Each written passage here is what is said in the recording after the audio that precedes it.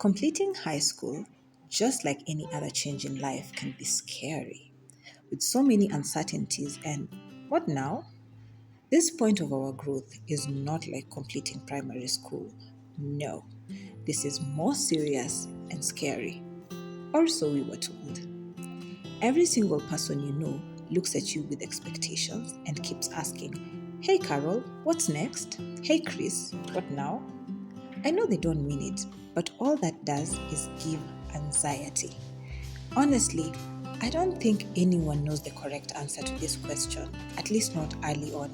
Yes, even that student who got straight A's and was featured on TV sharing their dreams with confidence has no idea. The truth is, we are all just clueless with a list of dreams and hoping and praying to God that it's the right decision and path that actually helps us to make something of our lives. So, all pressure aside, you have just finished high school. First of all, congratulations, class of 2023. I will not ask you what's next. What I will do is help you figure it out. It only makes sense to start my help with this advice. Number one, talk, talk, talk, and then talk some more. I know the last thing we want to do is talk about how we feel unprepared or how clueless we feel. But guess what? Everyone in our lives has felt this way at some point.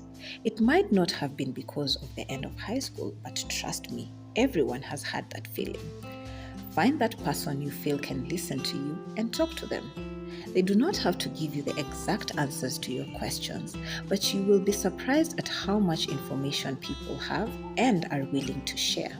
So talk to your parents, talk to your friends, your older siblings, your teachers, your relatives, a neighbor, anyone that you feel you can look up to. Share your fears and share your expectations.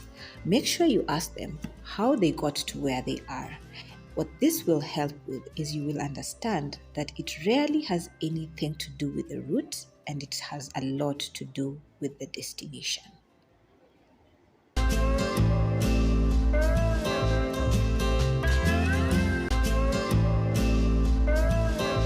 Number two, what are your options? So, depending on your grade and interests, literally all of us have options. The options can be going to university or college. Another option could be joining a polytechnic institution. You could decide to take short courses online or physically. You could also opt for learning through apprenticeship or internship. You could even decide to use your talents to start a hustle.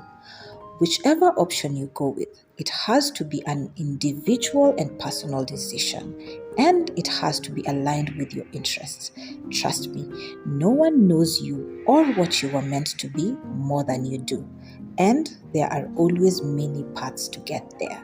The most important thing is to find a path that fills you with joy and love. Which brings me to number three. You might be wondering, how can I know my interests? What are you interested in? This question is the best place to start when trying to make a decision on what route to take. Your interest will help you in choosing a good course to start with in school, if not the best course. It will help you to know where to get places to start your internship, and it will also give you a lead on what courses in university make sense for you. Remember, these decisions are not set in stone at this point in your life. What you need is a stepping stone. So start with the most basic questions. One, what do you like doing? What do you enjoy doing? Who do you look up to? Why do you look up to them?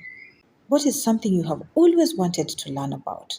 Or what is something you have always wanted to try doing? If you answer these questions honestly, and you can get more questions online, then read them back and reflect. It will really help you to have a more personal decision making process.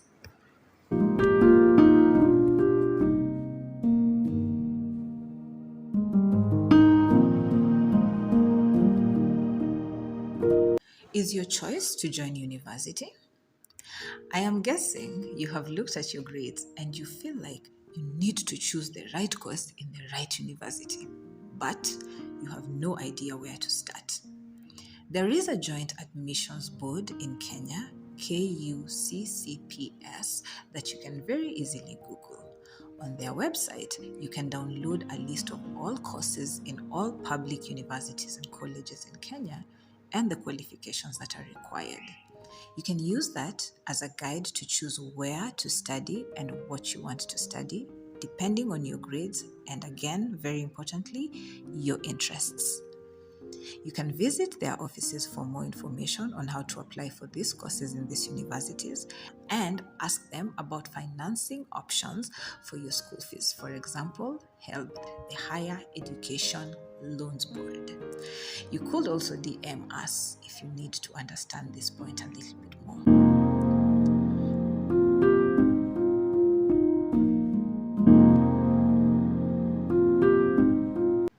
Have you decided to take short courses? If your decision is to take short courses before you figure out the next phase of your life, there are some beneficial skills that will build you no matter what road you take in life. One of those, computer classes, graphic design, software development, communication skills, customer service, and really, generally, technical skills in any field of interest. The great thing about the world of technology and content creation is that we can now access a lot of these courses, either for free or very affordably. There are a lot of online sites that could offer these courses and even award legit certificates after completion. For example, Allison, Google, Coursera, Udemy, edX, and a lot of universities, both local and international, also offer free online courses too.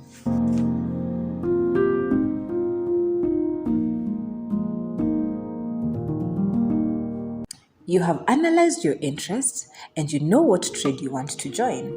Maybe you want to be a chef, or maybe you want to be a fashion designer, or many options. And you think being an apprentice or intern is your path.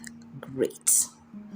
My advice would be, whether you Googled it or heard it from someone, if there's a place that you have always wanted to work, walk in and ask for an opportunity. If you have a relationship with someone you admire and you would like to shadow and learn from them, talk to them, ask them for an opportunity. Yes, I know it's scary, especially since at this age you are used to your parents doing the hard conversations for you. But trust me, you will thank yourself for this later. Start small, go to places that are close to you, places that are familiar to you, and try asking the people in your chosen field if you can help them for a week, for a month. You can go with a friend or someone to accompany you, maybe a mentor, but make sure you do the talking. Remember, your goal should be to get out of your comfort zone. Get out of your usual environment. This will not only motivate you, but it will also help you to grow. So when you have mustered enough courage, get out there. If you're lucky enough, your apprenticeship will turn into a job.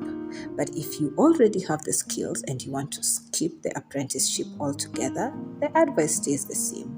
Walk in, ask for opportunities, rig it.